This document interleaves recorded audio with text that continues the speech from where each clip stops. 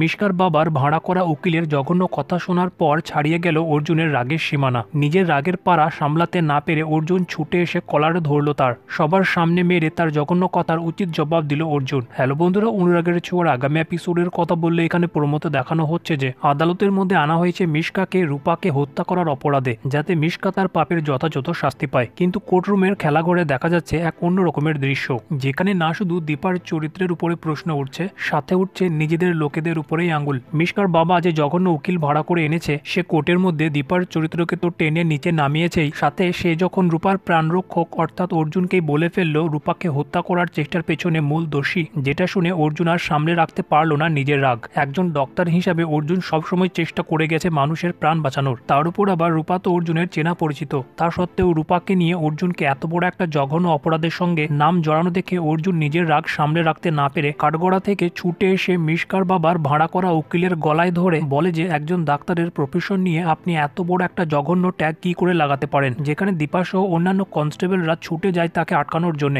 কিন্তু অর্জুন এতটাই রেগে যায় যে তাকে উচিত শিক্ষা না দিয়ে তার কলার ছাড়তেই চায় না।